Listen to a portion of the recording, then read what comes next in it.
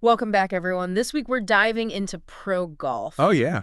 And things are already heating up. I mean, across the PGA Tour, the DP World Tour, and the LPGA Tour, it's incredible how much Just in a few days. happens in just a few days, right? Yeah. We've got tournament wraps, a first-time winner, and a look ahead Some upcoming stuff. at some exciting events coming up, including one starting Very, very soon. very, very soon.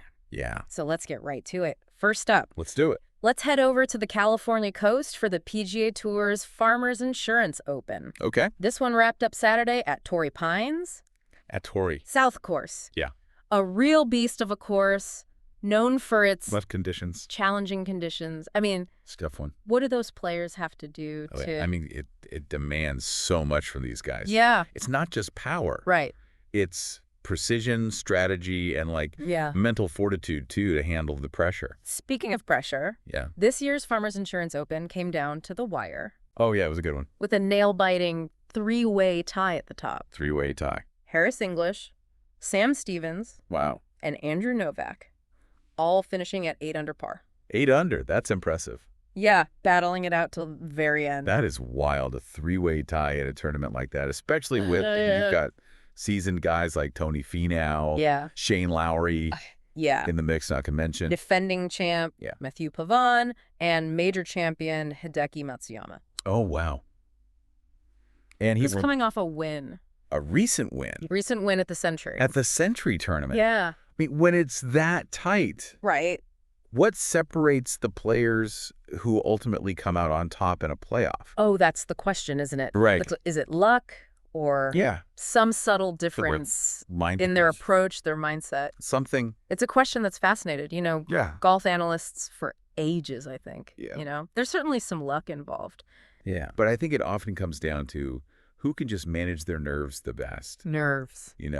and execute For sure. under that intense pressure, one missed putt Totally. or a slightly errant shot. I Should mean, make all the difference. it can make all the difference. All right, now let's shift gears a little bit and jet across the globe Okay. to the DP World Tour's Ras Al Khaimah Championship Love it. in the United Arab Emirates. UAE. Now, unlike the nail-biter we saw at Torrey, this one had a very different outcome. Very different, yeah. Yeah. Yeah, this tournament showcased the emergence of a potential Yeah. new star on the DP World Tour, Alejandro Del Rey. Wow. This young Spaniard Okay. absolutely dominated the field, finishing with a remarkable 22 under par score Wow. for his first major tour victory. 22 under par. Yeah. That's a statement win if I've ever heard one. That's huge. I read that he had 3 rounds of 66, 66. a bogey-free streak, Wow. and racked up 12 birdies during that run.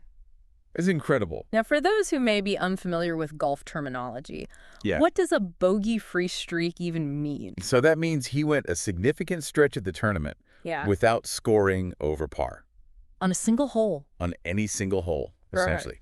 He was playing flawlessly. Flawlessly. And that's, that kind of performance Yeah. is just a testament to his consistency and precision. Yeah.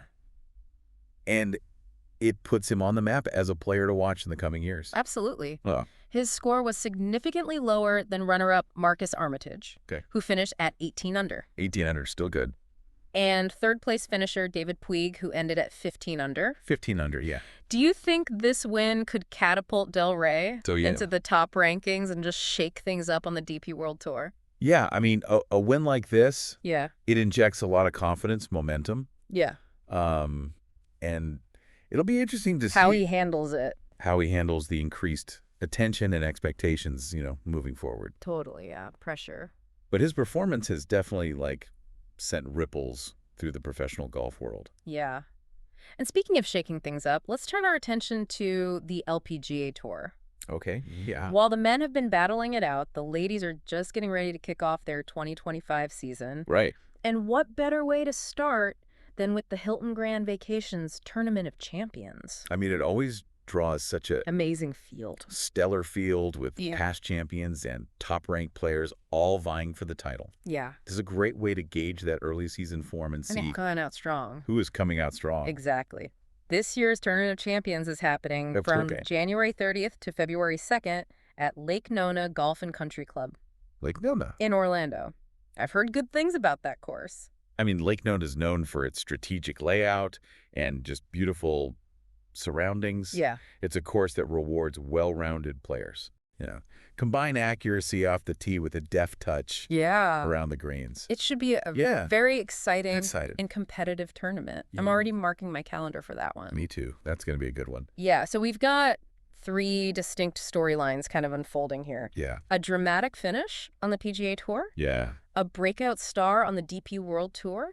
Love that. And the anticipation building for the LPGA Tour's season opener. It's going to be good. It's amazing how... And it's happening so quickly. Quickly, things are already developing. It's a dynamic time in pro golf. Yeah. With so much talent and competition across all the tours, I think. The landscape is constantly shifting. Yeah. Which makes it captivating. So captivating to follow. Absolutely. Yeah. And it's only going to get busier. Really? The last week of January is packed. Oh, wow. Not 1, not 2, but 3 major tournaments all happening at the same time. Talk about a feast for golf fans. Oh, yeah. It's almost like the tour's planned it this way. I know, right? On the PGA Tour, we have the Pebble Beach Pro-Am. Pebble Beach, love it. One of the most picturesque tournaments in golf, held at the legendary Spyglass Hill Course. I mean, Pebble Beach is a bucket list destination for so many golfers. Yeah. The views and the challenging layout. It just makes it a truly special event. A special event. And then over on the DP World Tour, they're heading to the Royal Golf Club in Bahrain. Okay. For the Bapco Energy's Bahrain Championship. Sounds exotic. I know, adding to the global flavor I love it. of this week in golf. The Royal Golf Club in Bahrain. Yeah. Relatively new course. Okay. But it's quickly gaining a reputation for its unique design and challenging conditions. Yeah, I was reading about that, It'll be interesting to see how the players adapt to this new environment. And then, of course, let's not forget about the LPGA. The ladies. The ladies will be teeing it up at Lake Nona for the Tournament of Champions. Can't wait for that. With so many tournaments happening at the same time, yeah, it makes you wonder how those top players decide which ones to prioritize. That's a good question. Right. Must be a real balancing act. It must be. Weighing in factors like travel, course familiarity, and, their own personal goals for the season. Absolutely. What do you think goes into those decisions? Well, I think... Besides the obvious. Yeah, I mean, prize money, world ranking points. Sure. Those are definitely big considerations. But I also imagine that some players have certain courses. Oh, yeah. That just suit their game better than others. Yeah, absolutely. And, of course, there's the allure of playing in these historic tournaments. Oh, yeah. Like Pebble Beach. A history. Yeah. Yeah. And let's not forget the looming presence of the Ryder Cup. The Ryder Cup. Every performance, every point earned. All year long. Throughout the year. Leading up to it. Contributes to the selection process for those coveted spots. Oh, yeah. On the U.S. and European teams. Speaking of the Ryder Cup. Yeah. We'd be remiss not to mention the mounting excitement. Oh, it's building. This year's showdown. At Bethpage Black. Yeah, Bethpage Black. In New York. In New York. Public course, known for its demanding layout. And rowdy New York crowds. Oh, it's going to be electric. It's going to be an electric atmosphere. I've heard some whispers, though. Okay. That Bethpage Black's difficulty might actually make for a less exciting Ryder Cup. Interesting. With scores potentially being quite high. That's a valid point. What are your thoughts on that? A course that's too difficult can sometimes stifle aggressive play. Right. Lead to a more conservative style of golf. Yeah, yeah. But on the other hand, I think the challenge of Bethpage Black could actually heighten the drama. Oh, interesting. Every shot carries more weight. Carries immense weight. Yeah, good point. Yeah. Sure to be a fascinating test of skill and strategy. For those who might not be as familiar with the Ryder Cup, can you give us a quick rundown of what makes it so unique? Imagine the intensity of a sudden death playoff. Yeah. But amplified tenfold. Wow. With the pride of entire nations. On the line. On the line. That's the essence of the Ryder Cup. Yeah, it's not just individual trophies. It's about bragging rights. National pride, bragging rights for the next 2 years. And the format itself adds to the drama instead of the usual stroke play. Right. Where the player with the lowest score wins. Yeah. The Ryder Cup features match play. Match play. Now, I know some of our listeners might not be familiar with that. Familiar with match play. Yeah. Could you explain how that works? So in match play, it's not about your overall score for the round. Okay. Instead, each hole is a mini competition. Oh. So the player who wins the hole gets a point? Earns a point. Okay. And the player or team with the most points at the end wins the match. So it's like a series of head-to-head battles within the overall competition. And this format often leads to more aggressive. Some very strategic and aggressive play. Okay. Because players are constantly trying to, like, one-up each other. Yeah, one-up each other, gain an advantage on their opponent. So we've got a packed week of golf ahead. We do. Tournaments across 3 different continents. 3 different continents. All leading up to this Ryder Cup showdown later this year. It's going to be epic. It's amazing to see how global the game of golf has become. It really is. It's not just the players that come from all over the world. Yeah. The fans, too. Yeah. I mean, golf truly unites people. From all walks of life. From all walks of life. That's one of the things that makes it so special. That's the beauty of it. It's fascinating to think that just a few decades ago, yeah, pro golf was... It was dominated by American and European players. And now we're seeing top talent emerge from all corners of the globe. Yeah, it's a testament. It really is. To the growth and evolution of the game. Yeah, and with golf now being an Olympic sport. Oh, yeah. I mean, that global reach is only going to expand further. Absolutely, definitely. And speaking of growth, let's circle back to something we touched on earlier. Right. The increasing popularity of golf among younger generations. Oh, yeah, the younger crowd. Why do you think that is?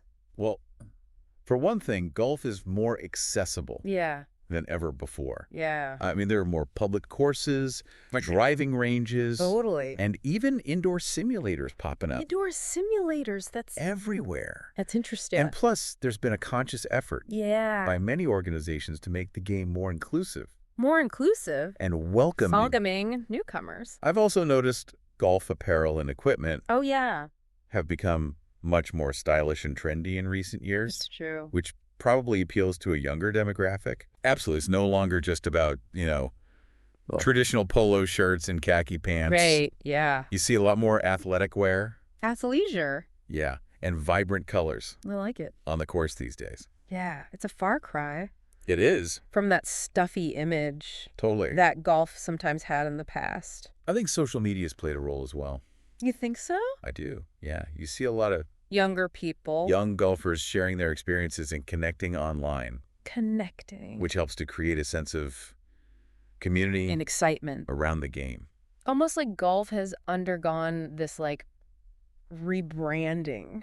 It really has. Shedding its old-fashioned image. Yeah. And embracing this more modern... Yeah, youthful vibe. And that's good, I think. I think so, too. For the long-term health of the sport. Yeah. A new generation of golfers brings fresh perspectives. Fresh perspectives. New talent and a renewed passion. Passion for the game. For the game. It's exciting to think about what the future holds for golf with this influx of new players. I mean, who knows? We might even see some future Ryder Cup stars. Oh, yeah. Emerging from this new generation. From this next generation. Yeah.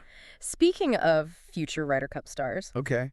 I'm curious to get your take on something. Okay. We've seen some incredible performances from players like Alejandro Del Rey. Early this season.